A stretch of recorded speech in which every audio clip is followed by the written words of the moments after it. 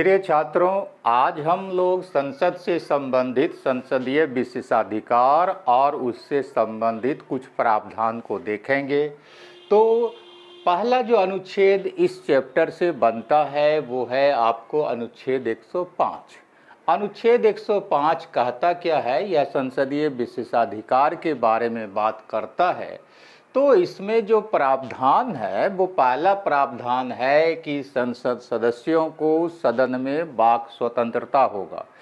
सदन में वाक स्वतंत्रता होगा, इसका मतलब है कि कोई भी व्यक्ति जिस सदन का सदस्य होगा उस सदन में उसे कुछ भी बोलने की आज़ादी होगी। कहने का मतलब कि यदि कोई व्यक्ति लोकसभा का सदस्य है तो लोकसभा के अधिवेशन में, बैठक में उसे बोलने की पूरी स्वतंत्रता होगी, और यदि कोई व्यक्ति राज्यसभा का मेंबर है तो राज्यसभा की बैठक में उसे बोलने की पूरी छूट होगी। अब इसी के साथ होता है मुद्दा कि अगर जो है सो हम यहाँ पर देख रहे हैं कि कुछ भी बोलने की आज़ादी है किसी भी एमपी को अपने सदन में, तो वो अगर कुछ भी बोल देता है तो क्या उसके ऊपर कोई कार्रवाई हो सकता है न्यायालय के द्वारा या नहीं हो सकता है? तो यही अनुच्छेद 105 कहता है कि नहीं, यदि कोई एमपी अपने सदन में कुछ भी बोला है तो उसके खिलाफ न्यायालय में कोई कार्रवाई नहीं हो सकता है। यह अलग बात है कि संसदीय नियम के अंतर्गत सदन का जो पीठासीन अधिकारी होगा वह जो उसको सजा दे दे सदन के अंदर, वह अलग बात है। वह संसदीय विधान के अंतर्गत उसको जो है दंड मिल सकता है या सजा मिल सकता है, लेकिन कानूनी कार्रवाई कोर्ट में उस सदस्य पर होगा तो उसके सवाल पर अनुच्छेद 105 कहता है कि नहीं, वैसे एमपी पर कोई कार्रवाई कोर्ट में नहीं हो सकता है। उसके बाद आगे का इसमें प्रावधान है कि सिविल मामले में किसी भी एमपी को गिरफ्तार नहीं किया जाएगा। तब सवाल उठता है कि भाई सिविल मामले में जैसो अगर गिरफ्तार नहीं किया जाएगा तो कब तक नहीं गिरफ्तार किया जाएगा? तो इसमें प्रावधान है कि जिस सदन का वह मेंबर होगा, मतलब लोकसभा का है तो लोकसभा और राज्यसभा का मेंबर है तो राज्यसभा, तो जिस सदन का वह सदस्य है, अगर वह जो है सो उस सदन का अधिवेशन चल रहा है या वह किसी संसदीय समिति का मेंबर है, तो अगर उस समिति की बैठक चल रही है तो उस दौरान और अधिवेशन, उस सदन के अधिवेशन आरंभ होने और समिति की बैठक आरंभ होने के 40 दिन पहले से लेकर के सो आपको अधिवेशन या समिति की बैठक समाप्त होने के 40 दिन बाद तक किसी एमपी को सिविल मामले में गिरफ्तार नहीं किया जा सकता है। इसको एक बार और स्पष्ट समझ लीजिए कि यदि किसी एमपी पर सिविल मामले से संबंधित कोई केस चल रहा है तो कहता है संविधान का अनुच्छेद 105 संसदीय विशेषाधिकार के अंतर्गत कि उस एमपी को गिरफ्तार नहीं किया जाएगा। तब सवाल उठता है कि कब तक नहीं गिरफ्तार किया जाएगा? तो यह प्रावधान कहता है कि संसद के जिस सदन का वह सदस्य होगा तो उसका अगर अधिवेशन चल रहा है, यदि वह मेंबर किसी संसदीय समिति का सदस्य है, उसका बैठक चल रहा है, तो उस अधिवेशन या बैठक के 40 दिन पहले का समय से लेकर के अधिवेशन और बैठक के समाप्त होने के 40 दिन बाद तक उसको गिरफ्तार नहीं किया जा सकता है। तो इस तरह से जो है लंबी अवधि तक उसको गिरफ्तारी से मुक्ति मिला रहता है। मतलब यहाँ से शुरू करिए और यहाँ तक आ जाइए, इतने लंबे समय तक उसे गिरफ्तार नहीं किया जा सकता है। तो ये प्रावधान हमारा संविधान का अनुच्छेद 105 कहता है। तो अब अगला आता है कि अधिवेशन के दौरान सदन की अनुमति के बिना किसी भी सदस्य को, मतलब किसी भी एमपी को गवाही देने के लिए संबंध नहीं दिया जा सकता है। मतलब क्या है कि कोई केस चल रहा है, उस केस में किसी एमपी को गवाही देना है, साक्ष्य देना है, तो कहता है कि भाई क्या उसे कब गवाही देने के लिए बुलाया जा सकता है।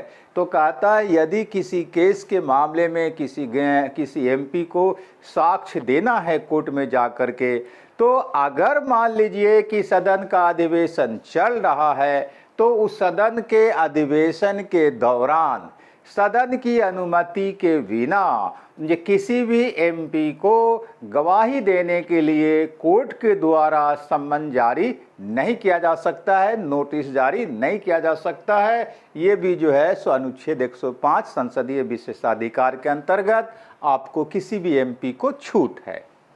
अब उसके बाद अगला पॉइंट कहता है कि संसद में जो है सो किस ढंग की कौन सी कार्रवाई कैसे हुई, इसकी जांच जो है कोर्ट के द्वारा, न्यायालय के द्वारा नहीं हो सकता है। तो इसका वर्णन है अनुच्छेद 122 में, लेकिन संसदीय विशेषाधिकार के अंतर्गत अनुच्छेद 105 में उसका चर्चा कर दिया गया है कि अनुच्छेद 122 के आधार पर न्यायालय को यह अधिकार नहीं है कि संसद में किसी मुद्दे पर किस ढंग की कौन सी कैसे कार्रवाई हुई ये वो जांच नहीं सकता है। तो ये संसदीय विशेषाधिकार के अंतर्गत 105 में जो है आपको एमपी और जो है सदन को अपने विशेषाधिकार मिला हुआ है। अब अनुच्छेद 106 पर हम आते हैं। यह वेतन और भत्ते की बात करता है। तो किसी भी एमपी को कितना वेतन और कितना भत्ता मिलता है यह कैसे तय होता है, तो कहता है संसद विधि द्वारा निर्धारित करती है। तो अगर केंद्र लेवल का किसी का वेतन पूछे तो केवल एक महान्यायवादी को छोड़ करके या जहाँ आँख मूंद करके टीक मार दीजिएगा। किसी का वेतन पूछेगा कैसे तय होता है, तो संसद विधि के अनुसार, मतलब संसद तय करता है किसी का वेतन। तो समय समय पर संसद कानून बना करके वेतन बढ़ोतरी या सुविधा करता रहता है। अब है अनुच्छेद 107। यह कई मुद्दे की बात करता है। यह कहता है कि विधेयकों के प्रस्तुत और पारित किए जाने के संबंध में प्रावधान। मतलब क्या है कि कोई जो कानून बनता है, कोई जो एक्ट बनता है, हम लोग जानते हैं कि उस एक्ट को बनाने के लिए पहले संसद में पेश करना पड़ता है और संसद उसको जब पास कर देती है और राष्ट्रपति जब उस पर हस्ताक्षर कर देता है तब वह विधेयक, वह बिल जो है एक्ट बन जाता है, कानून बन जाता है। तो कहता है कि ये सब कैसे होगा। तो पहला पॉइंट है इसमें कि कोई भी विधेयक जो है संसद के दोनों सदनों में से किसी भी सदन में पहले पेश किया जा सकता है, प्रस्तुत किया जा सकता है। मतलब लोकसभा में भी पहले लाया जा सकता है विधेयक और जो है आपको राज्यसभा में भी पहले लाया जा सकता है। लेकिन उसमें एक शर्त लगा हुआ है कि धन विधेयक को छोड़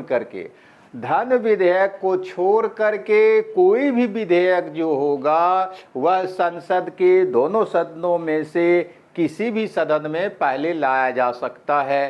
तो हम लोग जो है सो जानते हैं कि विधेयक सामान्य तौर पर आपको दो प्रकार का होता है, एक साधारण विधेयक और दूसरा धन विधेयक।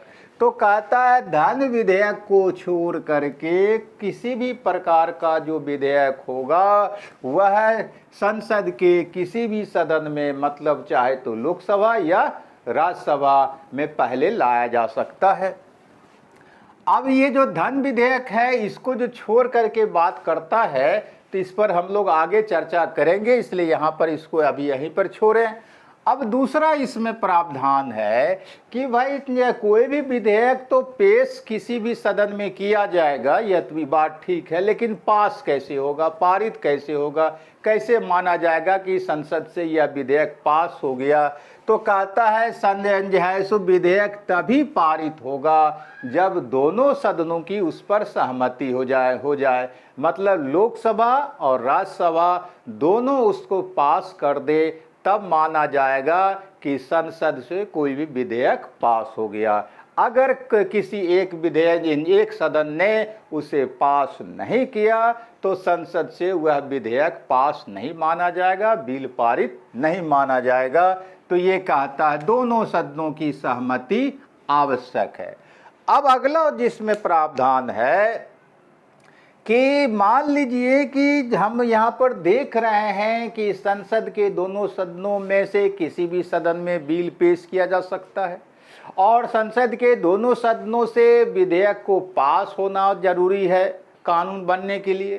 तब अगला यहाँ पर जैसो मुद्दा आता है कि यदि जो है आपको संसद में लंबित विधेयक है, मान लीजिए चाहे लोकसभा में जैसो वह पेंडिंग है या राज्यसभा में वह जो है सो बिल पेंडिंग है, पड़ा हुआ है, मतलब वहाँ से पास नहीं हुआ है। लंबित विधेयक का मतलब वहाँ पड़ा हुआ है, अभी पास नहीं हुआ है। तो कहता है कि संसद के किसी भी सदन में अगर बिल पेंडिंग पड़ा हुआ है, पास है, और इसी दौरान सदन का सत्रावसान हो गया, मतलब सेशन समाप्त हो गया, तो क्या वह विधेयक, वह बिल भी समाप्त माना जाएगा या नहीं समाप्त माना जाएगा? तो कहता है कि बिल व्यापगत नहीं होगा। व्यापगत यह संवैधानिक शब्द है, इसको आम बोलचाल की भाषा में समाप्त जो है सो मानिए। व्यापगत का मतलब होता है लैप्स, तो यह समाप्त नहीं होगा। तो अगर किसी भी सदन में कोई बिल पेंडिंग पड़ा हुआ है और सदन जो है का सत्रावसान हो गया, जो है आपको सदनों का सत्रावसान हो गया, सेशन समाप्त हो गया, तो क्या माना जाएगा कि बिल भी समाप्त हो जाएगा या नहीं होगा? तो ये अनुच्छेद 107 कहता है कि नहीं, वह बिल समाप्त नहीं होगा। फिर अगला सेशन, अगला सत्र जब आरंभ होगा तो उस पर बहस होगा, वहाँ पारित किया जा सकता है। अब अगला जो है सो इसमें प्रावधान है कि राज्यसभा में लंबित विधेयक जिसको लोकसभा ने पारित नहीं किया है, लोकसभा के विघटन पर व्यापगत नहीं होगा। यहाँ कहता है कि यदि राज्यसभा में कोई बिल पड़ा हुआ है पेंडिंग और उसको लोकसभा ने पहले पास नहीं किया है, तो इसका मतलब क्या है? वह विधेयक पहले आया होगा राज्यसभा में। तो कहता है राज्यसभा में कोई बिल, कोई विधेयक पेंडिंग पड़ा हुआ है और उसे लोकसभा ने पास अभी नहीं किया है, लेकिन इसी दौरान लोकसभा भंग हो जाता है, लोकसभा का विघटन हो जाता है, तब सवाल उठता है कि उस बिल का क्या होगा? तो कहता है कि वह बिल समाप्त नहीं होगा, व्यापगत नहीं होगा। आगे जो नई लोकसभा आएगी वो उसको देखेगी, क्योंकि उस बिल पर तो लोकसभा ने पहले बहस किया नहीं, पहले वह बिल तो लोकसभा में पेश हुआ नहीं। पेश अगर मान लीजिए कहता है कि राज्यसभा में बिल जो है सो पेंडिंग है और लोकसभा ने उसे पारित नहीं किया है, इसी दौरान लोकसभा का विघटन हो जाता है, लोकसभा भंग हो जाता है, तो सवाल है कि उस बिल के मुद्दे पर तो लोकसभा का अभी कोई रोल रहा नहीं, वह तो राज्यसभा में आया, राज्यसभा में पड़ा हुआ है, लोकसभा ने तो उसे देखा नहीं, उस पर बहस नहीं किया, इसी दौरान लोकसभा भंग हो जाता है। तो कहा जाता है कि वह बिल समाप्त नहीं होगा, व्यापगत नहीं होगा। नई लोकसभा आएगी, वो वहाँ से वो जो है तय करेगी, तब जब राज्यसभा से वो बिल पास हो करके लोकसभा के पास आ जाएगा, तब लोकसभा उसका भविष्य तय करेगी कि हम पास करें या ना करें। तो इसलिए याद रखिएगा कि राज्यसभा में पेंडिंग कोई बिल जिसको लोकसभा ने पास नहीं किया और इसी दौरान लोकसभा भंग हो गया, तो वह बिल समाप्त नहीं होगा, व्यापगत नहीं होगा। उसके बाद अगला प्रोविज़न कहता है कि राज्यसभा में लंबित विधेयक जिसको लोकसभा ने पारित नहीं किया है, तो लोकसभा के विघटन पर व्यापगत नहीं होगा। ये तो हम पहले बता चुके। अब अगला विनिजय प्रावधान है, जो विधेयक लोकसभा में लंबित है या जो लोकसभा के द्वारा पारित कर दिया गया है और राज्यसभा में लंबित है और लोकसभा के विघटन पर व्यापगत हो जाएगा। तो कहता क्या है यहाँ पर कि अगर मान लीजिए कोई विधेयक लोकसभा में पेंडिंग पड़ा हुआ है और जो है या जो लोकसभा के द्वारा पारित कर दिया गया है, मतलब कोई बिल लोकसभा में पेंडिंग है या लोकसभा के द्वारा उसे पास कर दिया गया है, और जो है कहता है कि और लोकसभा में वह लंबित है, तो लोकसभा के विघटन पर उस बिल का क्या होगा? तो कहता है कि वह जो बिल है वह व्यपगत हो जाएगा, समाप्त हो जाएगा। तो समाप्त किस हालत में होगा वो देखिए, वो याद रखिएगा कि जो बिल लोग राज्यसभा में लंबित है या ये जो विधेयक या जो बिल लोकसभा में लंबित है या जो लोकसभा के द्वारा पारित कर दिया गया है और राज्यसभा में लंबित है, तो लोकसभा के विघटन पर व्यपगत होगा। तो यहाँ पर क्या मतलब, यहाँ पर मतलब है कि पहले वो बिल लोकसभा में आया, तो वो बिल लोकसभा में आया और लोकसभा में पेंडिंग है, या लोकसभा ने उसे पास कर दिया है और राज्यसभा में जो है सो आपको वो जो है पेंडिंग पड़ा हुआ है, मतलब राज्यसभा ने उसे पास नहीं किया। कहने का मतलब कि पहले जो वह बिल पेश हो गया है लोकसभा में, कुल मिलाकर के यहाँ पर ये समझिए कि वो बिल पहले पेश हो गया है लोकसभा में और जो है उसको राज्यसभा ने अभी पास नहीं किया है। तो कहता है कि अगर लोकसभा भंग हो गया तब क्या होगा, तो कहता है कि भैया वो बिल जो है आपको समाप्त हो जाएगा।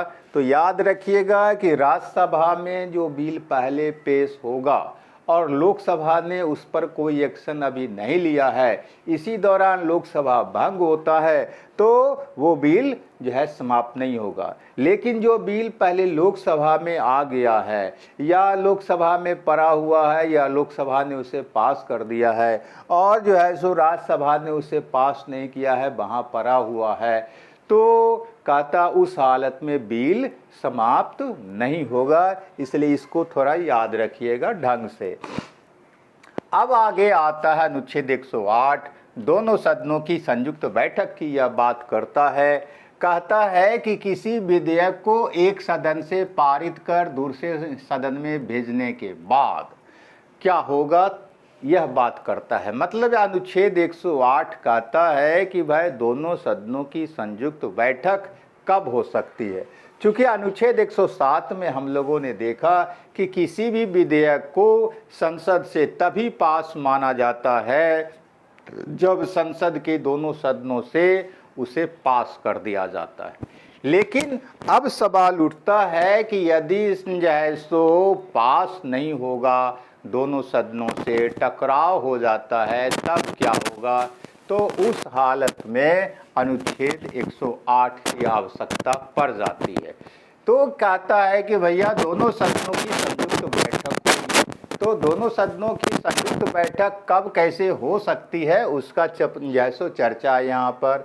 कहता है कि किसी विधेयक को एक सदन से पारित कर दूसरे सदन में भेजने के बाद, यदि मतलब क्या है कि कोई विधेयक एक सदन से पास हो गया और पास करके उसको भेज दिया गया दूसरे सदन में। मान लीजिए कि लोकसभा से पास हुआ तो वह जाएगा बिल राज्यसभा में, और राज्यसभा से वह बिल पास हुआ तो जाएगा आपको लोकसभा में। तो एक सदन पास किया और दूसरे सदन में वो बिल गया। तब कहता है पहला पॉइंट ए में उसमें कि दूसरा सदन यदि उस बिल को या विधेयक को रिजेक्ट करते, एक सदन पास किया, दूसरा सदन में गया, दूसरा सदन उसको मानने से अस्वीकार कर दे, जो है सो मानने से रिजेक्ट कर दे कि हम नहीं मानेंगे, इस बिल को हम पास नहीं करना चाहते हैं। फिर कहता है अथवा या संशोधनों के मुद्दे पर दोनों सदनों में असहमति हो जाए कि उस विधेयक में यदि कुछ संशोधन करना है तो संशोधन करने के लिए जो है दोनों सदन में मतभेद हो जाए। पहला सदन कुछ कहे संशोधन के मुद्दे पर, दूसरा सदन कुछ कहे, तो माना जाएगा कि इस बिल में संशोधन के मुद्दे पर जो है सो सहमति नहीं है, असहमति है। तब या तीसरा पॉइंट है कि दूसरा सदन विधेयक को जो है 6 माह से अधिक समय तक अपने पास रख ले पारित किए बिना। तो उस हालत में कहता है कि राष्ट्रपति दोनों सदनों का संयुक्त बैठक बुलाएगा विधेयक पर निर्णय करने के लिए। तो ये 3 कंडीशन है जिस कंडीशन के अंतर्गत राष्ट्रपति संसद के दोनों सदनों का संयुक्त बैठक बुला सकता है। तो याद रखिएगा तीनों कंडीशन में से कौन कौन है कि पहला है कि एक सदन ने बिल पास किया, दूसरा सदन ने उसको रिजेक्ट कर दिया तब। फिर दूसरा है कि जो है सो अगर उस विधेयक पर संशोधन का मामला है तो संशोधन के मुद्दे पर दोनों सदन में टकराव हो जाए, सहमति नहीं बने तब। और तीसरा है कि जो है अगर दूसरा सदन उस बिल को पास नहीं करे और 6 महीने तक अपने पास उस विधेयक को रख ले, 6 महीने से अधिक समय तक अपने पास रख ले, तब उस हालत में ये 3 कंडीशन में से कोई एक कंडीशन पैदा होगा तो राष्ट्रपति दोनों सदनों का संयुक्त बैठक ज्वाइंट सिटिंग बुलाएगा उस विधेयक पर फैसला कराने के लिए। अब अगला पॉइंट है कि संयुक्त अब है कि अब ये बैठक तो राष्ट्रपति ने बुला लिया, मतलब कि नोटिस जारी कर देगा। तब सवाल है कि अगर राष्ट्रपति ने दोनों सदनों का संयुक्त बैठक बुलाने की सूचना जारी कर दिया तब क्या हो सकता है आगे। तो कहता है संयुक्त बैठक बुलाने की सूचना जारी होने के बाद उस विधेयक पर कोई भी सदन आगे की कार्रवाई नहीं करेगी। मतलब क्या है कि जब राष्ट्रपति ने उस विधेयक पर दोनों सदनों के बीच मतभेद हो जाने की स्थिति में फैसला कराने के लिए संयुक्त अधिवेशन बुलाने की सूचना जारी कर दिया, तो कहता है कि जब जारी हो जाएगा तो पहला कंडीशन क्या पैदा होगा कि दोनों सदनों में से कोई भी सदन, मतलब न तो लोकसभा और न ही राज्यसभा, उस विधेयक पर आगे कोई काम करेगी, उस पर कोई एक्शन नहीं लेगी। मतलब क्या, जस का तस उस वह विधेयक पड़ा रहेगा। पहला कंडीशन ये कहता है।